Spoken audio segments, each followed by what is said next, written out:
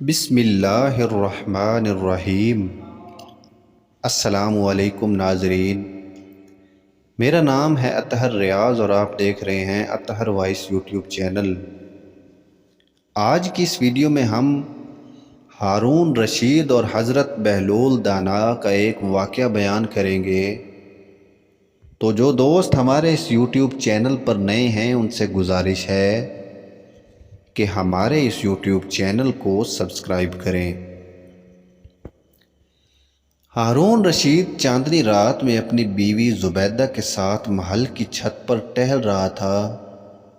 ہارون چاند کی روشنی کو دیکھ کر کہنے لگا، اللہ تعالیٰ نے چاند کو کتنا حسن عطا کیا ہے، اس کے چمکتے ہوئے چہرے کی چمک سے ساری دنیا روشن ہے۔ اللہ تعالیٰ کی مخلوق میں چاند زیادہ حسین و جمیل ہے۔ زبیدہ نے کہا، اے ہارون، بے شک چاند میں حسن کی فراوانی ہے، مگر انسان اس سے کہیں زیادہ حسین و جمیل ہے۔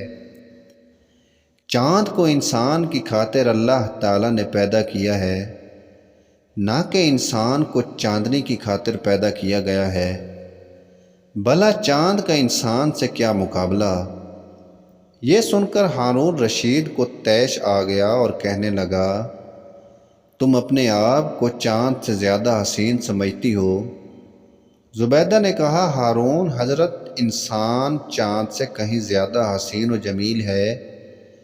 ہارون نے غصے میں آ کر کہا کہ اگر تو نے اسے ثابت نہ کیا تو میں تجھے طلاق دے دوں گا۔ یہ کہہ کر ہارون اپنے کمرے کی طرف چلا گیا۔ زبیدہ سوچنے لگی کہ اب اس کو ثبوت قرآن و حدیث سے کہاں سے پیش کیا جائے۔ جب دن چڑھا تو ہارون نے دوسرے دن علماء اسلام کو بلا کر کہا کہ میں نے رات کو اپنی زوجہ زبیدہ سے کہا ہے کہ اگر تم اپنی بات کو دلائل کے ساتھ ثابت نہ کر سکی تو میں تجھے طلاق دے دوں گا۔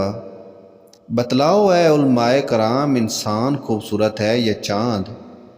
ادھر علماء اسلام نے سوچا کہ اگر کہتے ہیں کہ چاند انسان سے لاکھوں گنا زیادہ حسین ہے تو زبیدہ کو طلاق ہوتی ہے، جو خود ہارون کے لیے برداشت نہیں ہے۔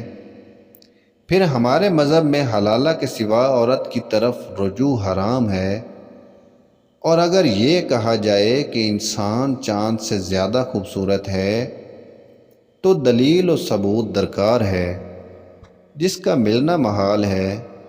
یہ سوچ کر علماء نے ہارون سے کہا کہ آج شام تک ہم قرآن و حدیث کی روشنی سے تلاش کر کے سوچ سمجھ کر فیصلہ سنا دیں گے کہ انسان خوبصورت ہے یا چاند۔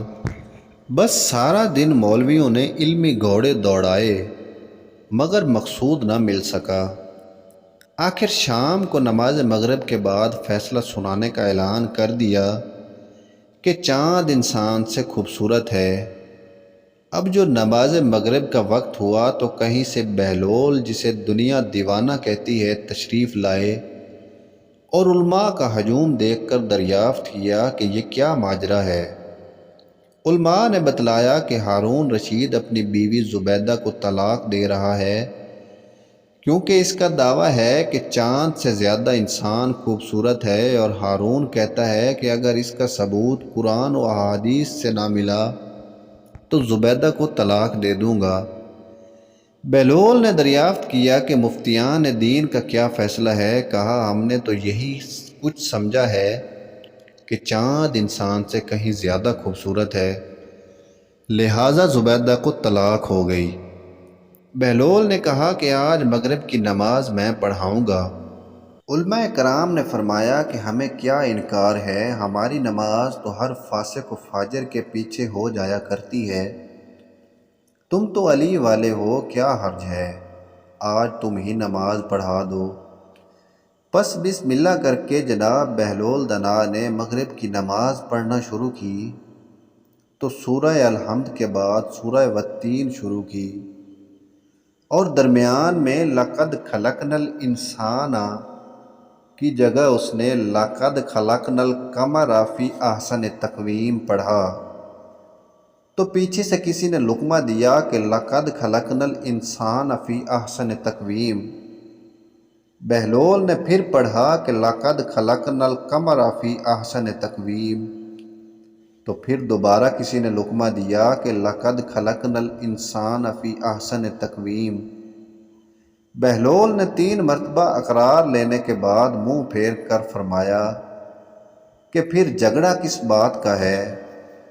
جب اللہ تعالیٰ 4 قسمیں کھا کر انسان کو احسن تقویم فرما رہا ہے تو پھر تم لوگ کیوں چاند کو خوبصورت کہہ رہے ہو؟